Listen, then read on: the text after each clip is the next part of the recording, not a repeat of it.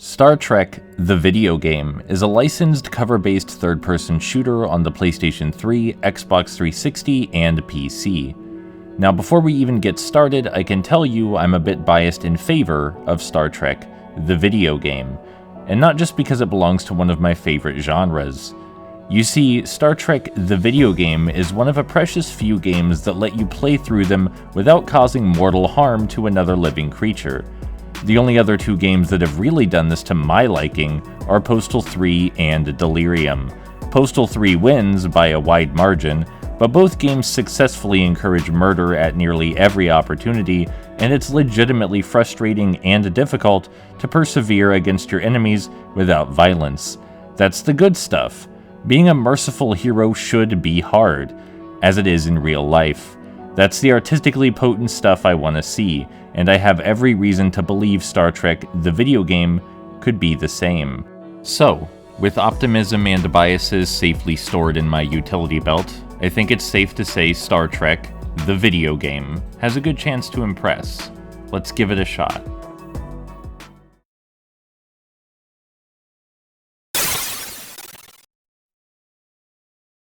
Star Trek: The Video Game crashes without warning, just straight up crashes. Sometimes the screen starts shaking violently and it won't stop until you reload the last checkpoint. The lip syncing is also, well, out of sync. The 3D models can clip right through the environment. Ledge climbing animations glitch with surprising consistency. Immediately after a cutscene where Kirk orders everyone to lower their weapons, they're holding their weapons again. Please, why? If you manage to look past all of those issues, many more, and the frequency with which they can manifest, at least the story itself is passable. It's true that Commodore Daniels is a shockingly bland villain which avoids anything resembling moral gray, to the point it's questionable how he became a Commodore in the first place, and it's even truer that the Gorn are painted as such pure evil, tyrannical, galaxy-conquering villains that there was never an option for peace, but it's mostly well told. The character interactions are entertaining and witty. There's a couple of tense situations that are solved with emotional or mechanical intelligence, and in general it feels like an acceptable to below average Saturday morning cartoon. The most offensive parts definitely involved the many attempts to demonize the Gorn as a wholly sadistic and vicious species, using pretty fallacious logic that Spock, at least, if nobody else, should have absolutely picked up on.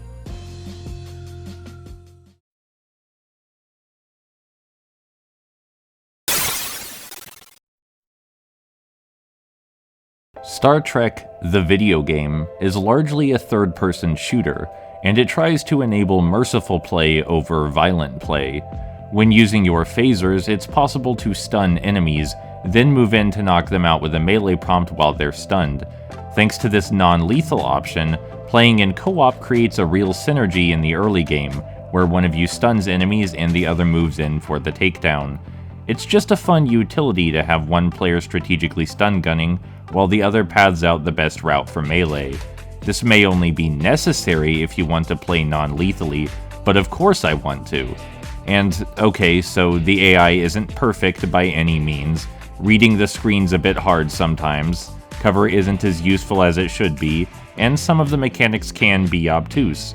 But it's a bit drowned out in the glow of the co-op and the challenge of sparing as many lives as one can. There's also a light leveling and upgrade system, and some of the upgrades are asymmetrical between characters. Spock's upgrades favor a more tactical style, while Kirk's are more action hero-oriented. The upgrades are generally useful and serve practical utilities, but special shoutouts to Kirk's upgrade that lets you knock enemies out with a single powerful stun shot, or Spock's charge stun that has a big area of effect. That made non-lethal play a lot easier. But hinging so much emotional weight and enjoyment on the co-op and upgrades turned out to ultimately be a mistake, because the co-op and upgrades broke. After the first session with my roommate Nathan, we took a few hours break and started the game up again later. I chose continue, and strangely, it started me in single player. It turns out to play in co-op you have to choose a chapter from the main menu, then a sub-chapter, and only then a second player can join. Bizarre.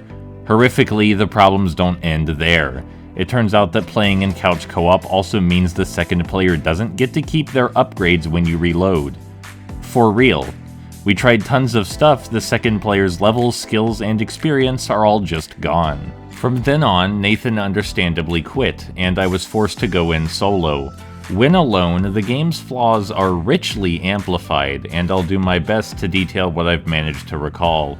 First, the nitpicks. The objective marker doesn't always work, and sometimes you have to mess with it to get it to go where it's supposed to.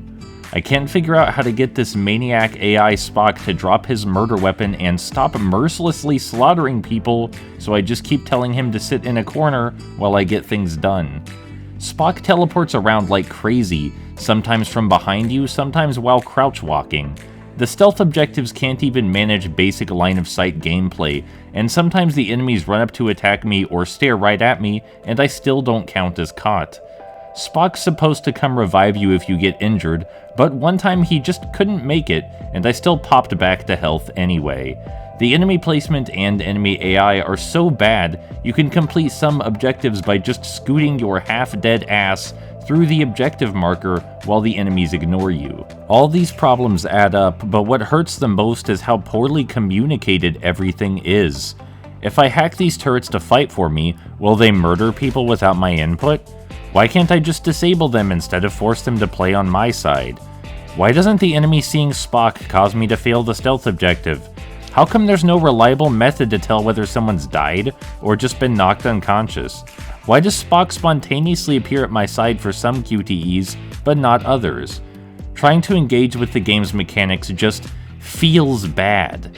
It goes out of its way to provide you with an overlong introduction of the basic cover mechanics, but spends so little time on exposing its more nuanced ideas. Then there's how the ideas play out when you do understand them. A lot of apparent thought is put into the enemy encounters and level design, with mines lying about, multiple hidden pathways, opportunities for stealthy play, enemy turrets and drones to turn to your side, but it's usually easier and more non-lethal to just plow through. You could hack the mines to disable them, or you could just run over them since they don't deal enough damage to kill you. You could hack the turrets or just stand in the safe zone where they can't hurt you and shoot them until they explode. You could stealth around the Gorn, or just run in with your super stun gun and play it like a normal cover shooter. It doesn't help matters that turning the turrets or drones to your side tends to result in casualties, which is the opposite of what I want. The game does a poor job of convincing you the mechanics are worthwhile in actual play. Still, it does desperately try meta temptation to get players engaged with those mechanics. I'm referring to the commendations, which are little awards you get for playing the levels in a certain way. Tackling a section entirely stealthily, for example. If you care about getting these commendations, you're forced to see the design the way it's seemingly intended. It becomes clear how badly the game wanted to be a smart, engaging, varied, tactical co-op shooter. And commendations do give you a small experience boost, making them slightly useful.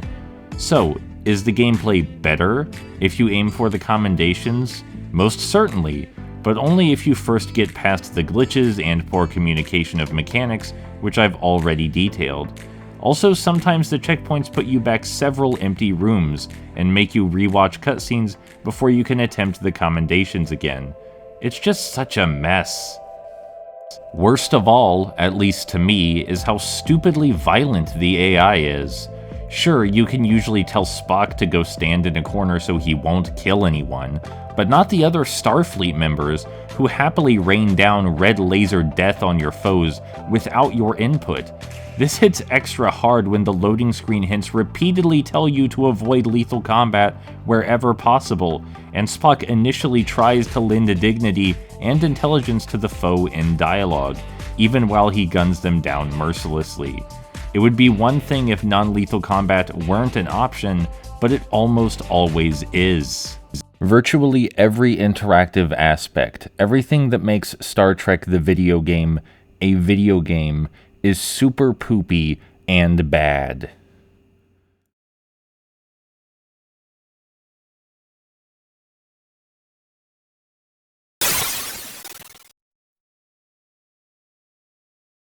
Star Trek, the video game, is practically an exercise in make-believe. It wants you to pretend everything works and that there's a good reason the levels are so intricately made. If you take a no-evil approach and are determined to love the game for what it wants to be instead of what it is, then hey, this might work out. You could be Star Trek, the video game's soulmate. As for me, I played all the levels stealthily, went for all the commendations, scoured the levels for collectibles, took the story as seriously as I could, but oh my god, it's so very unpleasant. It's unpleasant casually, it's unpleasant if you play it strategically, and the bizarre racism toward the Gorn was distracting the entire time. The game's bad.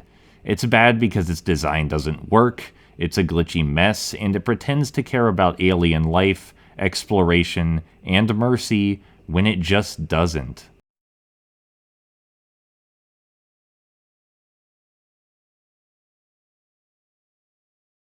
Did you know I have a Patreon? It's true, and if you pledge there, you can directly influence the kind of content I make, or just support me in general. Like several wonderful people have already done, and I'm going to list them for you now. My lovely supporters are iPompous, Anonymous, Jay, Marth Sinclair, Mighty Minimalist Power Rangers, and Sam Anderson. Thank you all so much for your support. It really means a lot. These videos are difficult to make, and all of the money helps. Thank you all so much for your time and thoughts, and I'll talk to you in the next video.